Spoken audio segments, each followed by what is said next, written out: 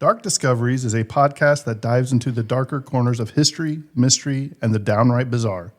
We discuss real events that may include graphic details, adult themes, and strong language. Not suitable for all audiences. Listener discretion is strongly advised. We're here to inform, entertain, and maybe make you laugh nervous in public, but never to glorify the criminals or make light of their victims. Our research is thorough, but hey, we're not perfect. We don't claim to be historians, so if we get something slightly off, blame Jimbo.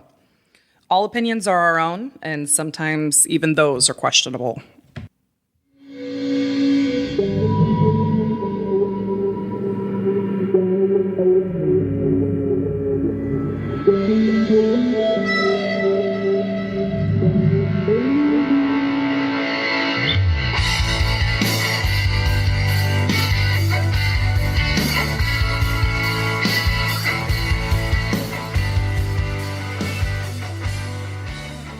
If I were to say, my fellow citizens, that we shall send to the moon 240,000 miles away from the control station in Houston, a giant rocket more than 300 feet tall, the length of this football field, made of new metal alloys, some of which have not yet been invented, capable of standing heat and stresses several times more than have ever been experienced, fitted together with a precision better than the finest watch, carrying all the equipment needed for propulsion, guidance, control, communications, food, and survival, on an untried mission to an unknown celestial body, and then return it safely to Earth, re-entering the atmosphere at speeds of over 25,000 miles per hour, causing heat about half that on the temperature of the sun, almost as hot as it is here today,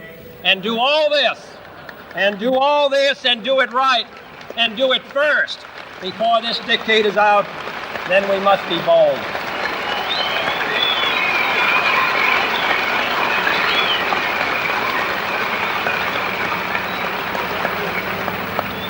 I'm the one who's doing all the work, so we're just going to stay cool for a minute.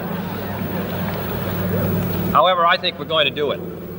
And I think that we must pay what needs to be paid. I don't think we ought to waste any money, but I think we ought to do the job. And this will be done in the decade of the 60s. It may be done while some of you are still here at school at this college and university. It will be done during the terms of office of some of the people who sit here on this platform. But it will be done. And it will be done before the end of this decade.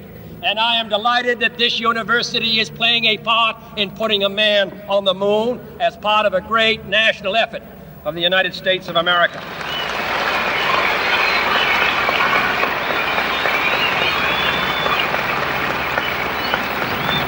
Many years ago, the great British explorer George Mallory, who was to die on Mount Everest, was asked why did he want to climb it. He said, because it is there. Well, space is there, and we're going to climb it. And the moon and the planets are there. And new hopes for knowledge and peace are there.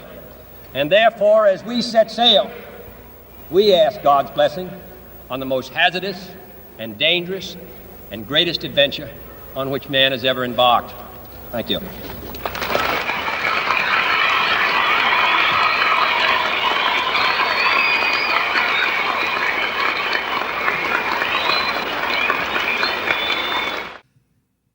All right, welcome back to Dark Discoveries. I'm your host, Jimbo.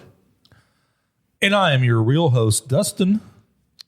And I'm with the lovely Jimbo. I am Jackie Johnson. Yes. So We have finally come to one of those episodes where we hold nothing back. Oh, I'm getting the green light. Well, we are going to talk about the moon landing. One giant step for man or one giant hoax for all mankind. Now, the giant cheese. The giant man in the moon. Now, let me ask you a question before we get started. We'll start with Jackie this time. Jackie, what's your percentage that we landed on the moon? the first time, 0. Dustin. I don't believe anything the government tells us, so I'm going to say it's a 50-50 shot. Either we did or we didn't. It's either going to rain or it's not. You sound like a weatherman. 50-50. I used to think that we landed on the moon, but the more you look into something, the more questions you have than answers. Something's probably not adding up. The more you believe that we went to the moon, the dumber you are. I like the thumb out, too. That was good. That's more of the George Bush thumb. Yes. Tourists hijacked the plane. Is it tourists or terrorists? I can't figure it out. That's another episode, Dustin. That is another episode, so stay tuned. So on July 20th, 1969, the world changed. A man in a suit of white descended a ladder and placed his foot upon a dusty alien surface. With that, he uttered the now immortal phrase, "That's one small step for man, one giant leap for mankind." Dustin, have you ever watched the landing footage? Yeah. Let me ask you a question. If that was the first step, who's the camera guy? Right? That's just it. We'll just start with that all right off the bat, but we'll get there. Well, you got to come down. You got to set up, find a way to keep your camera from floating away. You get down, and then you dramatically reenact something on a soundstage. And do you take one of those Sanders, like heard. the baseball games in between innings? And Comb it all back out. Right. I think he just probably jumped with a rope. I heard that they filmed the moon landing on the same soundstage they filmed The Wizard of Oz. I heard that, too. We'll get there, people. Don't jump ahead. Baby steps, small steps for man. I thought we were taking large steps. See, you're No, lying Small to me. steps. small steps for man and Dustin. One giant step for mankind. Not mankind. So it was a moment that united nations and generations. It was a symbol of what science, ambition, and collective effort could achieve. The moon landing, as most people know it, stands as one of humanity's greatest triumphs, but not everyone agrees that it actually happened. Since the early 1970s, whispers of doubt have taken root in public mind. Books, films, documentaries, websites, and even celebrities have questioned the truth of the moon landings. Were we really watching history unfold that day? Or were we witnessing the most elaborate illusion ever staged by man? It could have been, because if you do it first, it takes the initiative away from everybody else to do it. My concern is we walk around with cell phones in our pocket that have more technology than that spaceship does. Yeah, I think a computer the size of this room, 20 by 40, could only add and subtract. And you're going to tell me we're going to launch something. Heck, in a NASCAR race, they have to struggle to figure out fuel economy to finish the race. But yet they could figure it out like that to get to the moon. So tonight on Dark Discoveries, we're diving headfirst into the full story. We're going to start with the birth of the Apollo program, the incredible science and risk behind space travel, the details of the moon missions, and the sprawling world of conspiracy theories that claim it was all a big fat lie. Oh, you left a lot out, son. I'm just saying, and anything in between. Does that cover it? Okay, we're going to cover some stuff in between. We will explore both fact and fiction, science and suspicion. By the end, you will have everything you need to decide for yourself. Was it truly one giant leap for mankind or just one big giant hoax? So you can't talk about the space program and the birth of the space race without talking about the Cold War. I was thinking more Nazi scientists. Because when we did make it to the moon, it was because of the research that was done with Werner von Braun, people like that. The story of the moon landing does not begin in a laboratory or a launch pad. It begins with war, specifically the Cold War. Following World War II, the world saw a divide between two superpowers, the United States and the Soviet Union.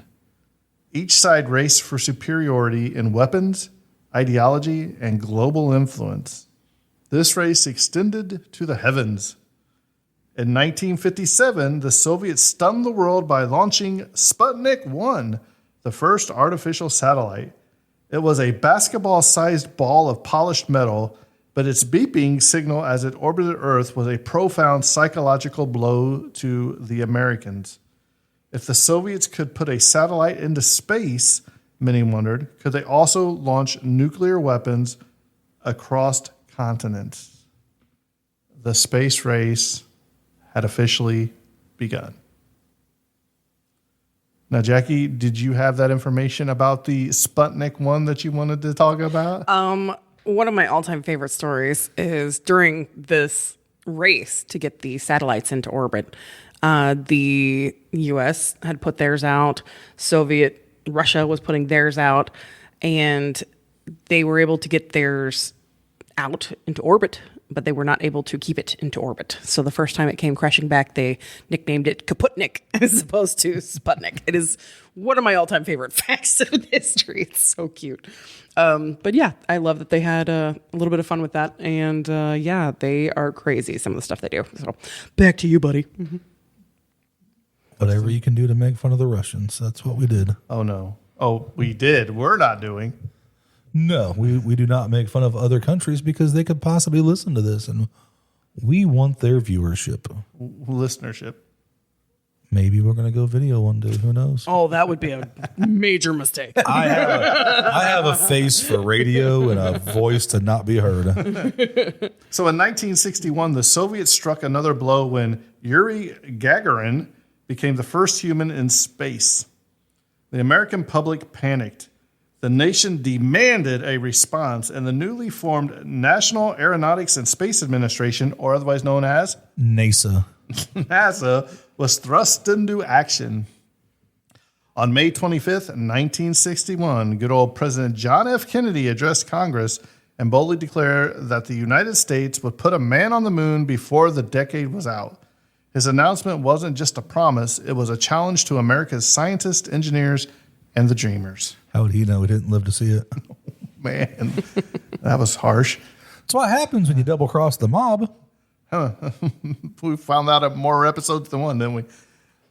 This was the spark that ignited the Apollo program. So now we're going to talk about engineering the impossible. The task ahead was immense. Can you imagine being one of those scientists say, hey, the president said you're going to put the man on the moon? Well, okay, boss. That's like asking us three idiots right here. I don't care if you have to do it on a soundstage. Well, let's face it. Are going to get a man on the moon. Let's just face it. Jackie would have done the costumes. I got the give me a glue gun and a thread, and we are ready to roll. And a fishbowl. Yes. Can we use sequence? Can we get sequence? Always. So no one had ever attempted to send a human to the moon and return them safely. Now, I don't know if that means we shot them up there and they never came back, but we didn't Definitely shot a few dogs up we there. didn't really think about their safety. Yes. That talks about how trustworthy our government is to And knowingly send people to their death. And NASA, they had to create technology that wasn't even invented yet. Let's think about that. Well, I think they took some research from other places, which I guess if that's one good thing that come from Germany And during World War II, during World War II, that the Third Reich did was they put lots of money in lots of places, and they were very advanced. But I do think some of those scientists sabotaged or didn't give them everything because they knew what was going on. So they did do a lot of vital research that got us where we went to. So they had engineers, they had mathematicians, and they had physicists working tirelessly to design a vehicle capable of breaking free of Earth's gravity and traveling hundreds of thousands of miles through space. This led to the creation of the Saturn V, the most powerful rocket ever built. Over 400,000 Americans worked on the Apollo program. 400,000. What's that payroll? I don't know, but it was a lot of jobs, which that's pretty good. Yep. Contractors like Boeing, Grumman, and IBM played major roles in building the command modules, lunar landers, and computing systems. There were no guarantees of success, and every step was uncharted territory. Simulators were created to mimic space travel. Astronauts practiced landings, dockings, and emergency scenarios repeatedly. Every mission from Mercury to Gemini built the foundation for Apollo. Each component, each test flight, each small success brought NASA closer to the moon.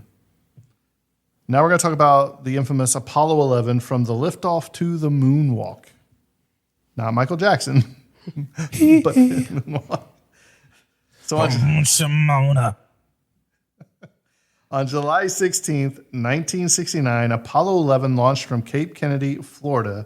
On board were Commander Neil Armstrong, Command Module Pilot Michael Collins, and Lunar Module Pilot Buzz Aldrin. I will say, you don't hear much about Michael Collins. It's always Neil Armstrong or Buzz Aldrin you hear about. The Saturn V thundered into the sky, carrying mankind's greatest hope beyond the stratosphere, and entering the Earth's orbit. The spacecraft executed a translunar injection, hurtling towards the moon at thousands of miles per hour. Dustin, do you believe that? Thousands of miles per hour? You would think the gravitational pull Would rip you apart. would, because the body can only take so many G's. I don't remember the exact number, but 3 or 4 G's is a lot on the human body, let alone, that's the side force and the force at going like 200 miles an hour around an oval, bank, let alone shooting yourself up at a 45, 55 degree angle at 1,000 miles an hour. Seems a little improbable. Upon arriving in lunar orbit, the lunar module known as the Eagle separated from the command module. Armstrong and Aldrin began their descent towards the lunar surface, while Collins remained in orbit. As the Eagle descended, the astronauts encountered unexpected challenges, boulders and craters that threatened their landing zone. Oh, we didn't plan on craters. Armstrong, hey, I'm just saying, that's probably just potholes in Indiana. That's just a normal road. Armstrong took manual control and guided the module to a safe touchdown. At 10:56 p.m. Eastern Time, Neil Armstrong climbed down the ladder. As his boot pressed into the lunar dust, he spoke the words that would echo for generations. The world watched, many in disbelief. A man on the moon. Buzz Aldrin soon followed. They planted an American flag, collected samples, took photographs, and conducted scientific experiments. After 21 hours on the moon, the astronauts lifted off in the ascent module and rejoined Collins in orbit. The spacecraft began its journey back to Earth. On July 24th, the astronauts splashed down in the Pacific Ocean. America had achieved the impossible. This was a global moment. Back to the G-force. The human body can take between 4 to 6 G's. And they're saying that it only was up to 3 G's. To get them into orbit? To get them into orbit. I don't find that. For the time, you have to figure out what you need. Well, have you ever seen the spacesuits they were wearing? Mm-hmm. The spacesuits, more modern, is believable. But the first go around just doesn't seem. There were radiation belts and things inside them, outside of them. They would not have survived the initial takeoff, let alone it just doesn't entering the atmosphere. It seems a little wonky just off of my math and figuring. Yeah, we'll talk about the radiation belt. There's a specific name for it here in a little bit. So over 600 million people around the world had watched the moonwalk live on television. From London to Lagos, from Buenos Aires to Tokyo, the moment united Earth like never before. So we're talking recorded live, like we're recording live, but not dispersing this live. It said they watched on live television, live on television. Well, you're watching live They television, were watching but it's live a tape. television from the American feed. So it was broadcast by us, through us, so around the world. everywhere. So it sounds like there's a few things that don't add up. But now we're able to, which granted we have satellites up there, TV, we know that works. It's through satellite and all that stuff and cables. But now you're telling me we beam down a feed live from outer space on the moon to your TV. To everyone's TV. There The were more- satellites already up there, Dustin. Yeah, but the more that we're talking, for the time, we did have TV back then. we did. Yeah. And they were putting, it just seems for the time, it's starting to sound a little bit more outlandish as we go. So your biggest takeaway is the fact that we sent it out on TV instead of the whole landing on the moon part? Because when else are you trying to do something live from space? You know what I mean? It's America. Well, it was a not only American moment, it was a global. It was a global moment. Yeah. It just seems like But you got to remember the Cold War is still pretty active at this point. Yeah, so it is. Russia is looking. everybody's trying to get to the moon. They're trying to be the first ones to claim the goods. You know what I mean? Like I said, it just seems like that's a monumentous feat just to go live. You don't From think the they had already moon. planned about that? They knew what they were doing. They had a plan if they got there.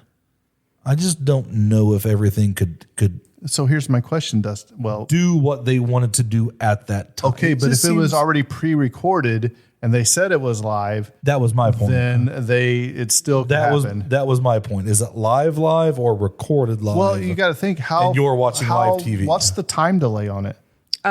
So typically, time delay should have been 2 seconds. Everything was 30 seconds. Right. Yeah. I mean, I guess when you're 250,000 miles away from Earth. Yeah. just seems like a long way to beam something. So the three astronauts were held as heroes. They embarked on a global goodwill tour, meeting heads of state and speaking to millions. I'm sure they kissed some babies along the way. Sign some boobs. Culturally, how about them boulders, them craters on there? Let me see the moon rocks. I'm not an astronaut, baby, but I'll take you out of this world. Amen, brother. Culturally, the moon landing had a massive impact. It inspired music, art, literature, and a renewed belief in science and human ingenuity. Children dreamed of becoming astronauts. Dustin, did you ever dream of becoming an astronaut when you were a kid? As a kid, Mom said you wear glasses, your eyesight's not good enough, and you're too fat to fit in the cockpit. So, Jackie, did you ever want to be an astronaut? No, actually, I wanted to be the Little Mermaid, and I wanted to live at Disney World, and I wanted to do things there. I just had a brainstorm. Jackie, Yeah. you are in charge of making a playwright Yeah. starring Dustin, me, and you as I'm stranded excited. astronauts. Let's do it. That'll be fun. I actually can't- am writing a script right now. Not that one, but I'll start that on the would be other. great. I can't live off of space food that long. It's just, it doesn't work. School saw an explosion of interest in math and science nerds, and for a time it seemed like anything was possible, but not everyone believed. But Apollo 11 was only the beginning. Over the next few years, NASA sent more missions to the moon. Apollo 12 returned with more samples. Apollo 13 famously suffered a near catastrophic failure, but returned home safely thanks to the ingenuity of engineers and astronauts. Thank you, Tom Hanks. Apollo 14, 15, 16, and finally 17 pushed lunar exploration further. Moon buggies were deployed. Scientific instruments were left behind because we don't pick up our trash. So we can't pick up trash on our own planet, so let's leave it on the moon. Right? How has the little space buggy not been destroyed by an asteroid? Or how come an alien hasn't gone on and rode it around? Because maybe the moon's hollow. But that's another episode. No, the moon's cheese. Let's get it right. By the end of the Apollo program, NASA had returned with over 800 pounds of lunar rock and soil. In December 1972, Gene Cernan, commander of Apollo 17, became the last man to walk on the moon, and then it all stops. Funding ran out. Public interest faded. NASA turned its attention toward Skylab and later the space shuttle. By the end of the Apollo program, but the end of the Apollo program left an opening, an information vacuum, one that would be filled not just with curiosity, but with doubt. Mm-hmm. Yes. Do you think we should put somebody back on the moon, Dustin? What's there to gain? Mars is the new frontier, undiscovered frontier. We can't live on the moon. We got to find a new place to go. Well, let's run this world in the ground. Let's think about this. We send somebody back to the moon. We got cameras and everything now capable of this. Number one, you would stop the flat Earth people because you could go up there and say, "Okay, here we go from ground to finish." They'd still complain about it. Here are the Earth's round. We land on the moon. Didn't we just send Katy Perry? Can't we leave her up there? But Please. But if you go to the moon and you're filming and you got the flags there and all that, but AI is good enough to AI fake it. is now good enough to fake it. I heard AI is getting so good that it's like when they try to get rid of off computer programs, It's turning itself back on. It's turning itself back on. Yeah. That's a warning that you done effed up, Ron. We need to fix this. I mean, it's got a pretty good depiction of us as astronauts on the moon. So That's exactly how I would look. I think it's fake because when you see this picture, somebody's wearing a dress and it isn't me. Well, a dress spacesuit. I will say this. I was born a week before the Challenger disaster, and my family was all watching that and everything. So space and I don't think I would do well in space. I'll be honest. It was kind of a warning, like the week I was born. I remember Don't fly. Yeah. When I was in grade school, they actually brought us in there into the auditorium To watch it? Oh, gosh. Then that happened. That's a bad day. It was a whole nother talk we were having. Yeah. A lot of schools did that, and How old were you, Dustin? I wasn't even thought of yet. Oh, It was was what? 86. Was it 86? Yeah. Okay. What month in 86? January. I was not born yet. January 28th of 86. Not born yet. Yeah. My mom was still walking around pregnant and Yeah. It was it's like, cold outside and I'm big. I don't want Yeah. to go. Well, no, she was still going to work because she's a boss. yeah. Wow. It was like the week I was born. Yeah. So now we're going to talk about planting the seeds of doubt. In 1974, a man named Bill Casing, a former NASA contractor, self-published a book titled "We Never Went to the Moon." He claimed the landings were faked in a Hollywood studio. Casing's claims were based not on scientific evidence, but on what he called logical inconsistencies. He argued that NASA did not have the technology capability to land a man on the moon. He suggested that the entire mission was a Cold War bluff. This book planted the first seeds of doubt in the public mind. In the wake of Watergate and the Vietnam War, Americans' trust in institution was shaken, to say the least. Because America has to shit on everybody else's hopes and dreams. So we got to be the first to do it. We have to be the biggest. We have to be the best. We can't let Russia beat us to it because it's a big, giant piece of propaganda. By the late 1970s and 1980s, documentaries and tabloid shows began to explore the idea that the moon landings were staged. And so began a second narrative, one of deception, conspiracy, and skepticism. The National Enquirer ran wild. I bought a bunch of those. I ain't going to lie. Aliens sank the Titanic. Who and didn't pull that off the shelf and read it while you're Oh, standing gosh, in the grocery line? Fun Some of fact. my favorite. Did you know, fun fact, the professional wrestler Raven, his dad ran the National Enquirer? Wow. You didn't know that? Jackie is impressed. And Raven also has one foot that's shorter than one leg that's shorter than the other two. So now we're I'm going to full of fun facts. Now we're going to talk about the waving flag and shadow theories. One of the most cited arguments by moon hoax proponents is the infamous, quote, waving flag. In footage from the moon landing, the American flag appears to ripple as if caught in a breeze. Conspiracists ask, how could a flag wave on the moon where there is no atmosphere? The answer is both simple and technical. The flag used in Apollo 11 was designed with a horizontal rod to hold it out. Since there's no wind to unfurl it naturally, when astronauts planted the flagpole into the ground, the motion caused the fabric to sway, Without air resistance, that motion continued momentarily, creating the illusion of waving. Or I wonder if you just like was on there and you just grabbed it. If there's no atmosphere, would it stay out by itself for a moment or two? I don't know. I mean, that's a logical question. Mm-hmm. But you got to remember, like, or is the But the rod makes sense right, because if it's horizontal, yeah. Because no matter what, It's still going to be it's out. still going to be out when you. I do believe there is a flag on the moon because you can get high Resolution. Telescopes. giant telescopes and see it. Was it planted the first time? Was it planted later? Still, this piece of footage became a favorite among conspiracy theorists who argued it was definitive proof of fakery. Another common claim centers around shadows in moon photos. Some images show shadows falling in different directions, which skeptics say indicates multiple light sources, implying a movie set. However, scientists and photographers explain that the moon's uneven surface combined with a single light source, the sun, can cause shadows to appear skewed. Perspective distortion and wide-angled lenses exaggerate these effects. Maybe we should send a man to the moon now and see what happens. That's what I was going to say. NASA's explanation is consistent with how light behaves in a vacuum on a rugged, non-reflective terrain. Despite this, shadow anomalies remain one of the most frequently cited pieces of evidence by hoax believers. So do you think that you'll see mirages on the moon? You see it in the desert where it's a vast openness.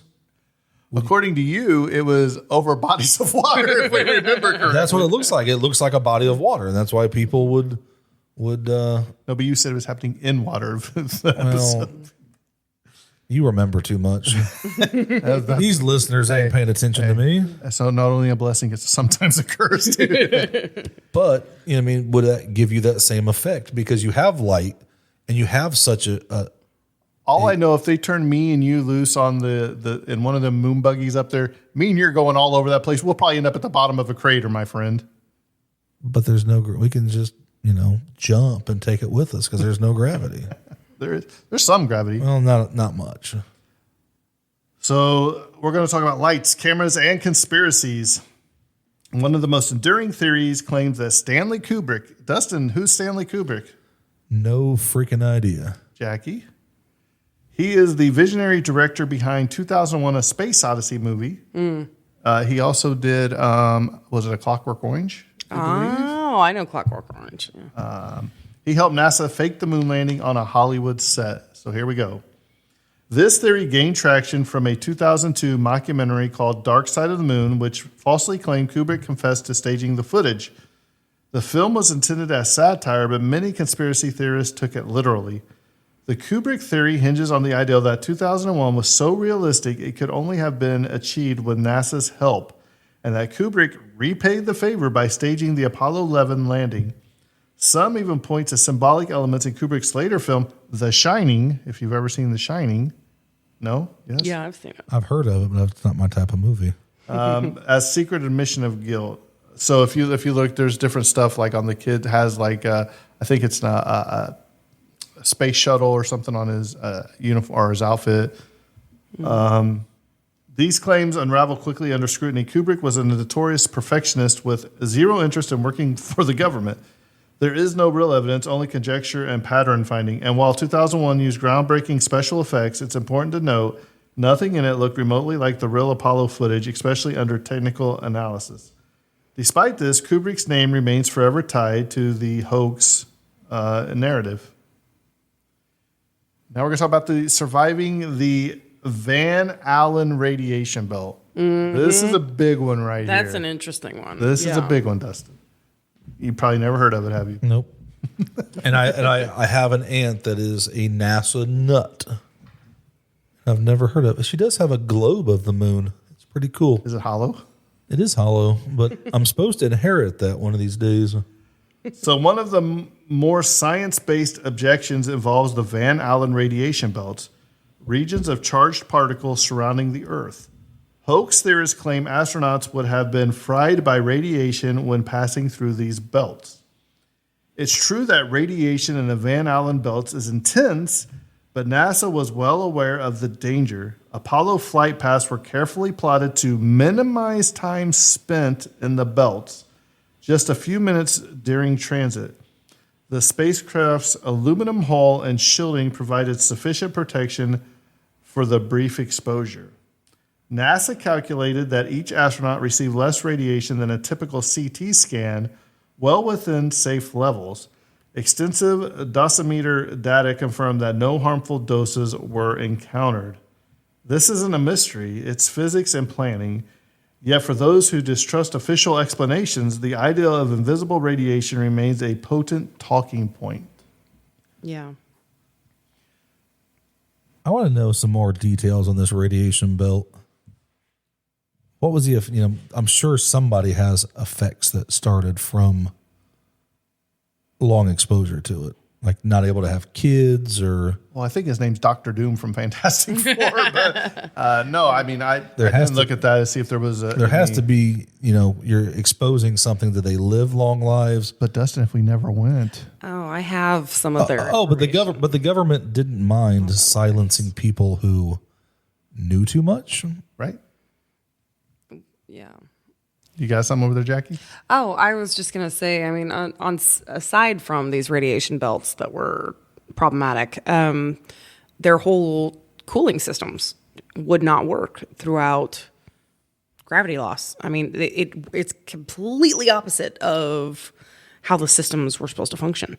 It worked on Earth, but once you're in a non-gravity pull, there's literally it's going to reverse the entire system. It would not work. And so I have a really hard time with the technology that they had versus the knowledge that we do have on how it was. Well, there's people that also claim that we're not even in that space station. Yeah. Have you seen that, Dustin?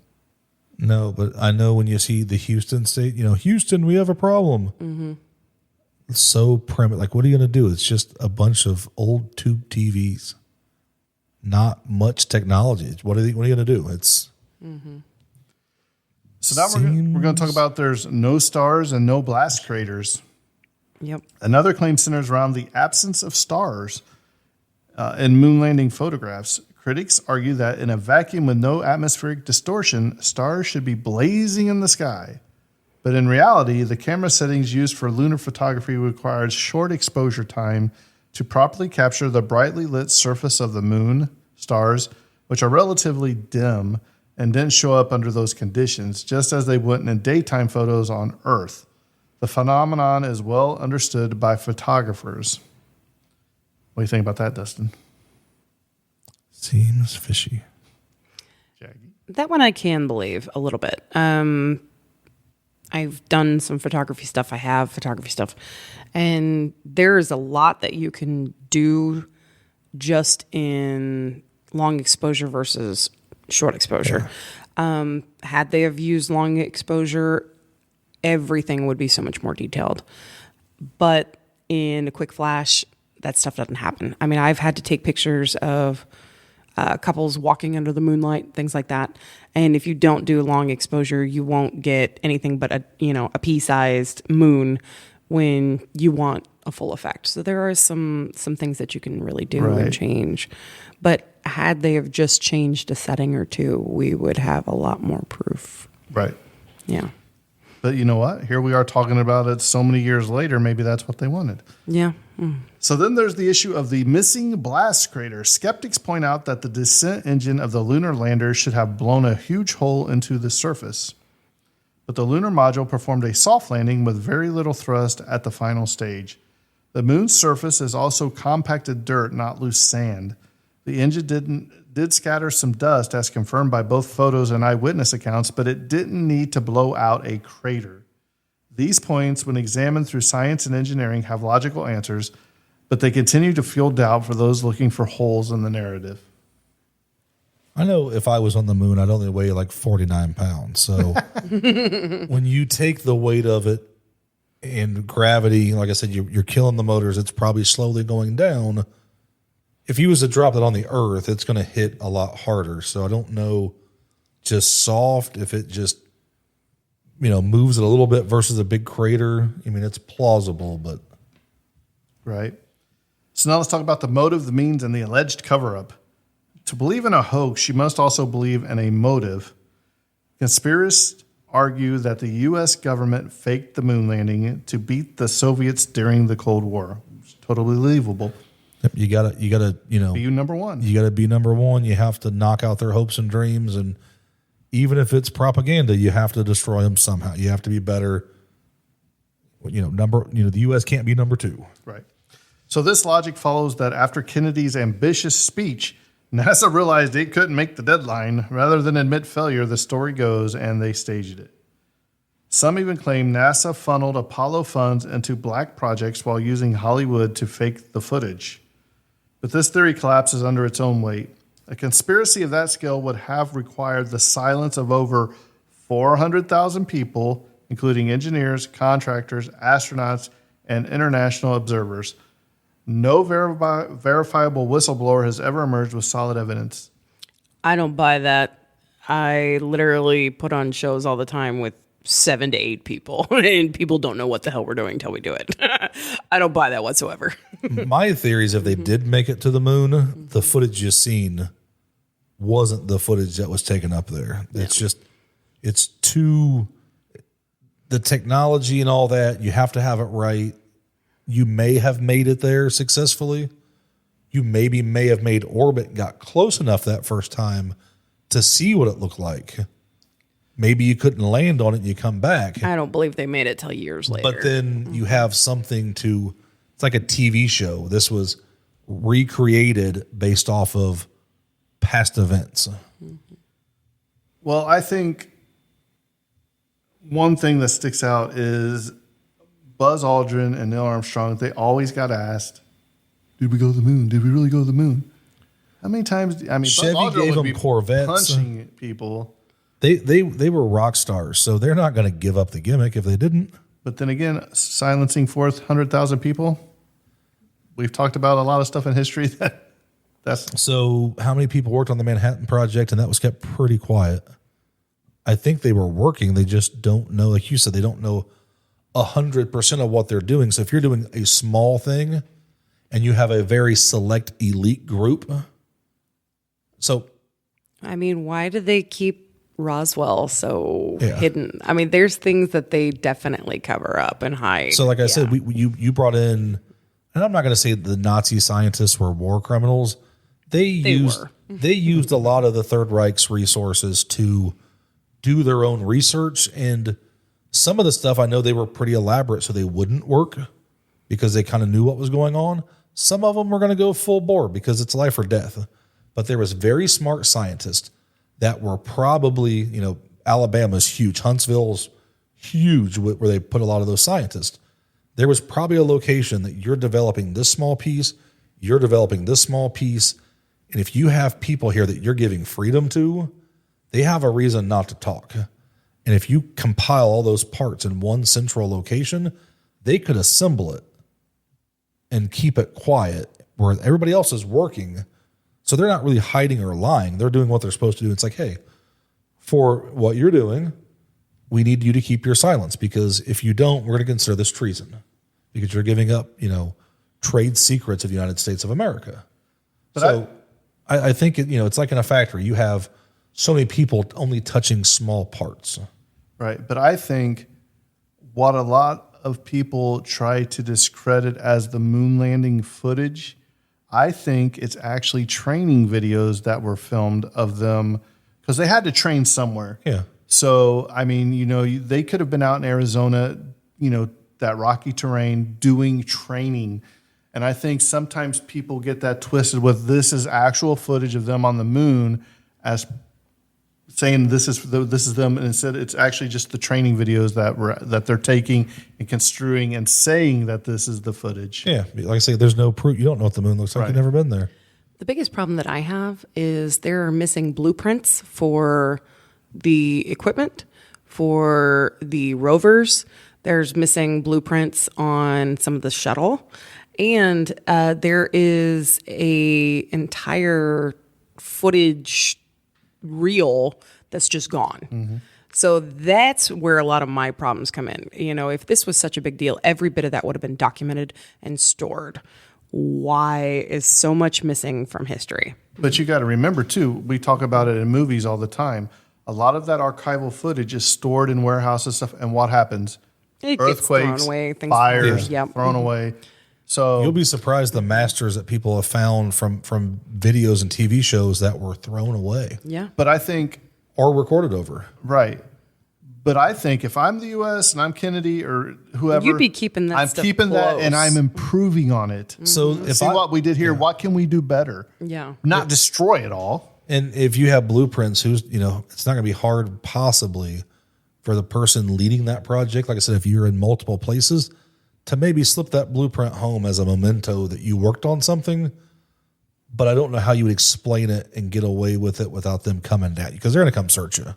Mm-hmm. If it's something, maybe if the it's government's always going to get theirs. maybe if it's like a platform or something that's not crucial, you could maybe get away with it. But I don't know if you would get something that was a trade secret to where you could get away with it without them coming and putting your house, on lockdown and search until they find it. Right.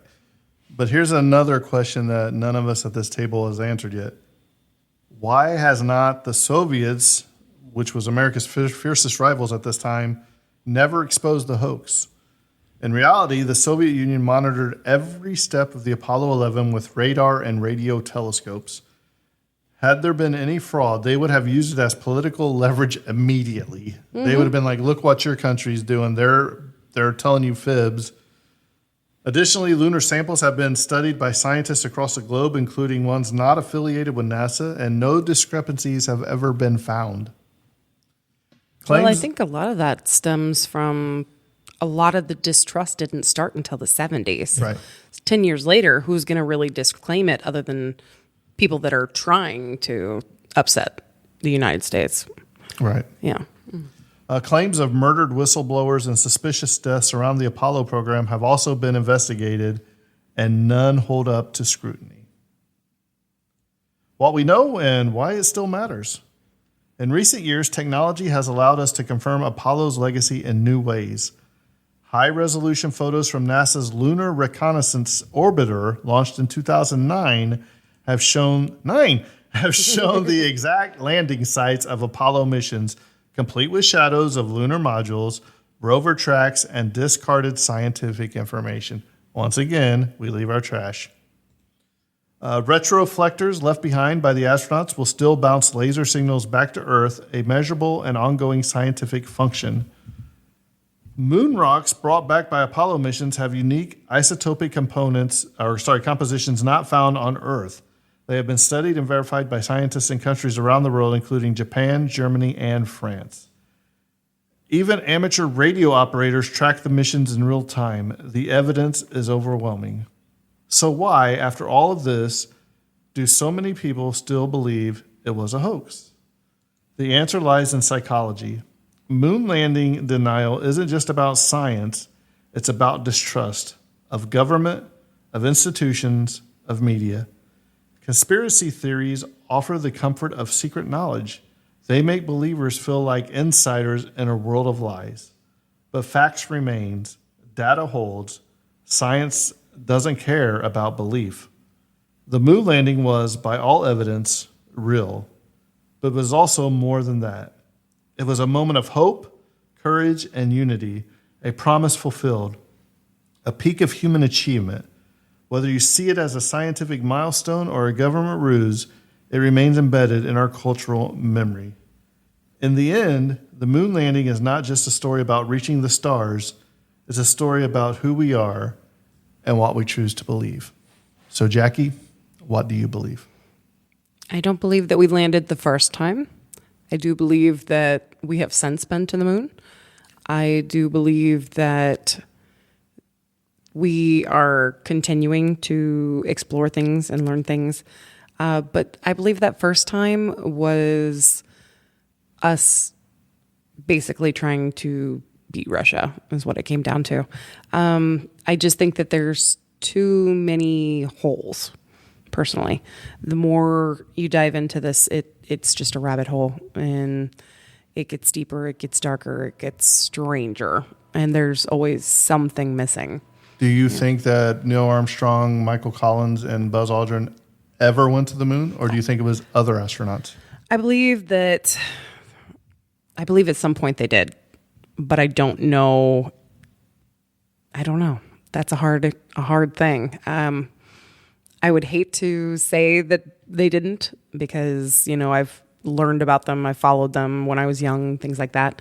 But there's just so much that is hidden, and the government here is so good at keeping secrets. So I think that, they've told us for years that aliens weren't real. So yeah, that's my other thing. It's like, what is it, boys? So, UFOs aren't real, but now we're having Senate hearings on UFOs. Yeah. So I just think that they're very capable of lying to us. And I think that we're still discovering what's out there.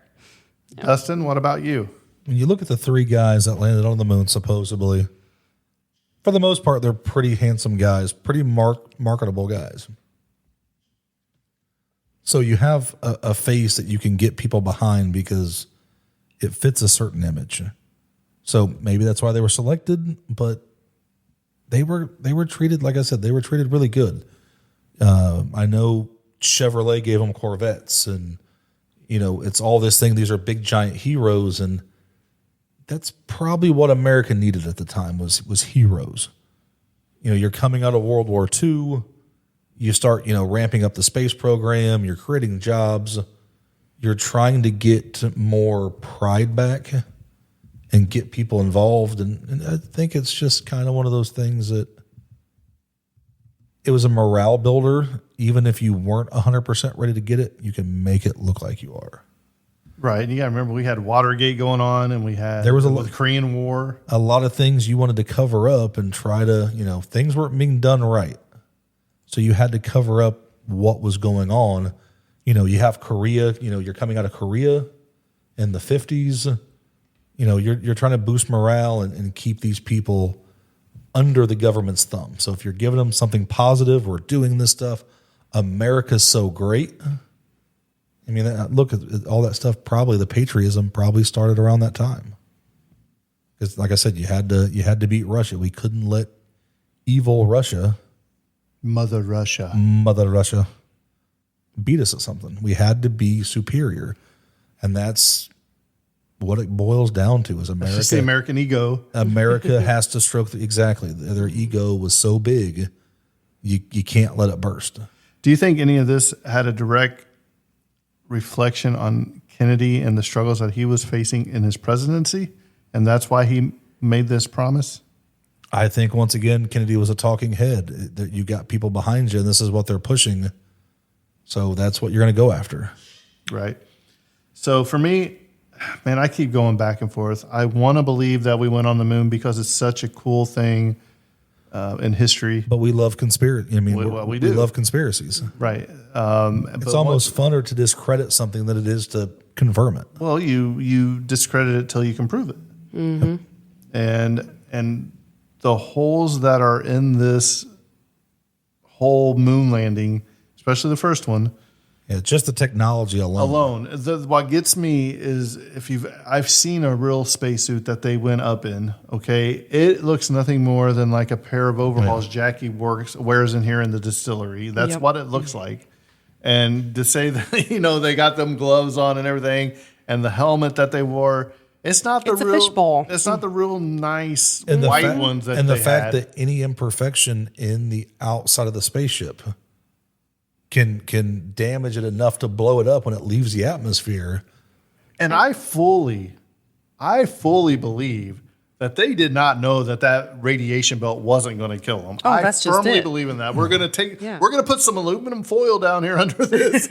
You'll be and hope fine. you'll be okay. It's just going to Might be like sterile when you get back, but you'll be all right. You won't have kids. Yeah. But The same government that And you got your Alcatraz prison sentence got reduced because of MK Ultra and LSD trials and things like that. Are we really going to trust them that they know if you've never experienced it, you don't know what it's going to do.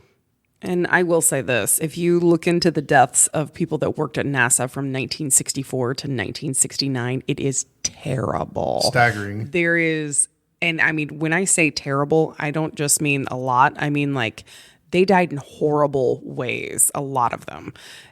There's a lot that really could be testing. There's a lot that really could be cover up. It could go either way. Yeah, it's Right. So we might have to dive deeper into this into another episode down the road because we barely scraped the surface in this episode. And I lot of believe meat there left is on the a bone. lot of stuff left that we can talk about and dive for into. sure. So, but here's Jackie with this episode's missing child. Yes, this week we are going to Yamika, Washington. We have a missing child. His name is Francis Vito I'm so sorry. Francis Vito D.L. Rosa Hall. His missing child case number is M128369658. He's been missing since April 1st of 2025. His age is 15 years old, male, and we will have his picture and all of his information up on our socials. Please, if you know anything, say something. We would love to bring him home. Let's get all these babies home safe. Right. So you've been listening to Dark Discoveries, and this was Moon Landing, One Giant Step for Man or One Giant Hoax for Mankind. Stay curious, stay skeptical, but above all, remember, the deeper you dive, the darker it gets.